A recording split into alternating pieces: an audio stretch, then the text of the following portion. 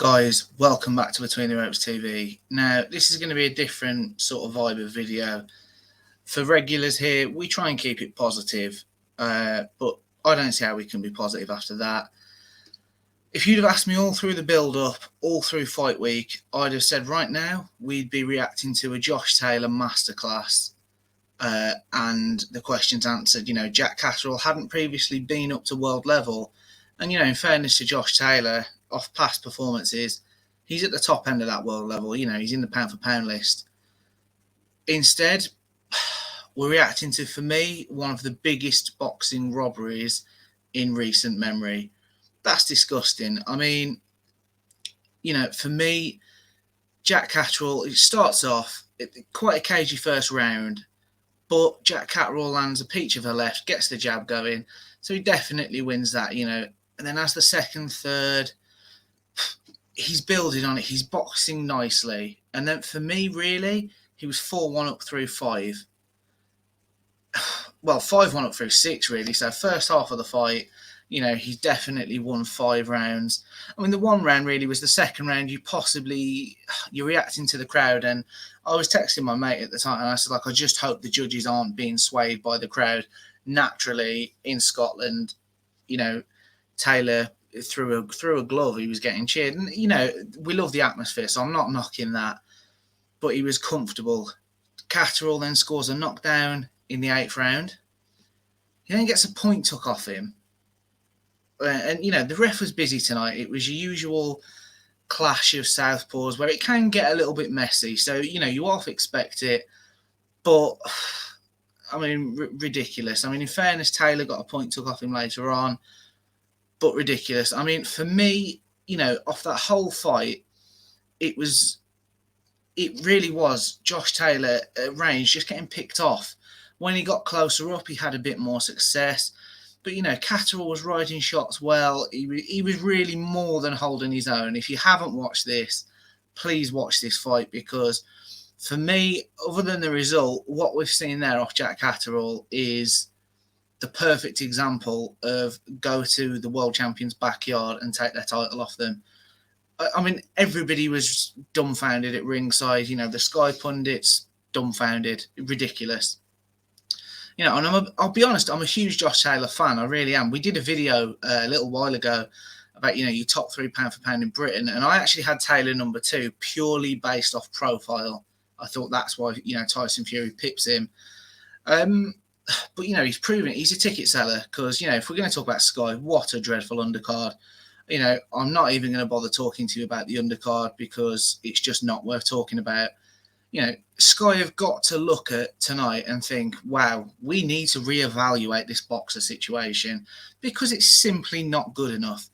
I mean, I pay for Sky. I'll be honest, I don't actually know how much Sky Sports is as a package. But if I'm paying for it at all, I'm not very happy. We went through lockdown and obviously everything got shut down. That's fair enough. They've then a few months, 12 months, whatever it was, with Eddie Hearn back at it, and some shows were good. And since this boxer, I don't see how anyone can sort of say the boxer and Top Rank deals is a success. Yes, it's given them a lot of American fights, but they're at, silly o'clock in the morning. I've stayed up for 90% of them, and it's a chore. And I love boxing. But, it's just not good enough, the undercard. I mean, that Scottish heavyweight title fight between Jay McFarlane and I can't remember the other guys now, it was woeful. Adam Smith at times was trying to defend it. And, I worry, I've turned off the coverage. Is he going to try and defend that decision we've seen tonight? I really hope not. It's a terrible night for boxing tonight. I nearly didn't do a video. I mean, I was disappointed to see Josh Taylor try and say there's no need for a rematch. I clearly won that fight. No, you didn't. And it almost reminds me of Carl Froch and George Groves 1. Clearly the stoppage was premature. Groves was winning. But at least that was, there was a case for, was George Groves out on his feet at the time? I disagreed with the stoppage, but there was a vague argument. That tonight, it's disgusting. We did a video about the biggest boxing robberies and in recent memory.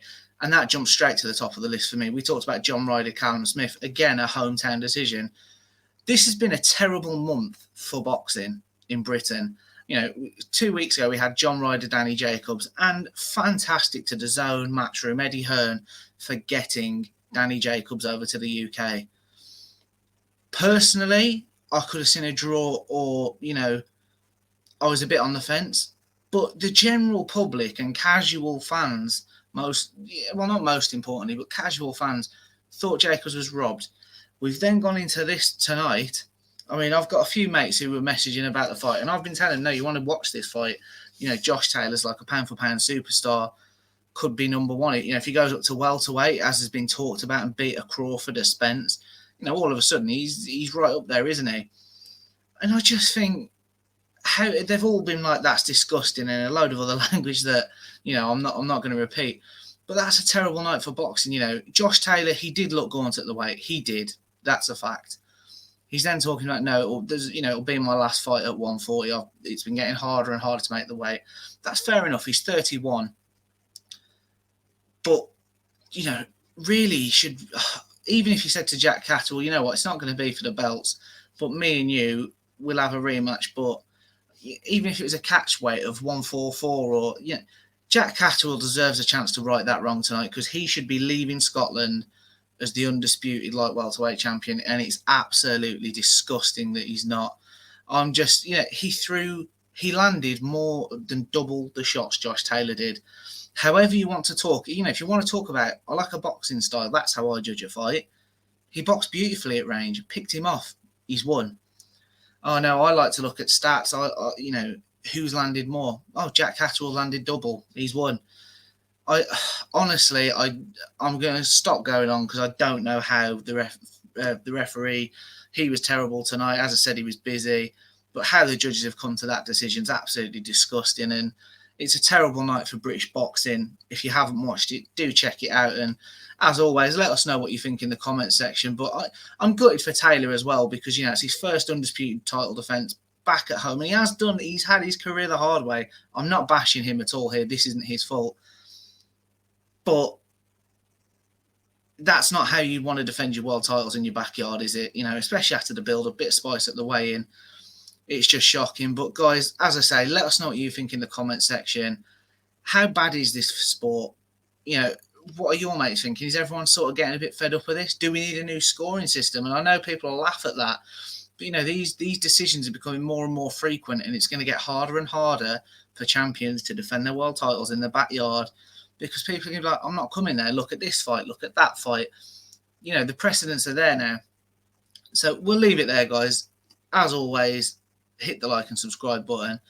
And, we have got some Sunday night boxing to look forward to tomorrow, which we'll be covering. So fingers crossed for a better night.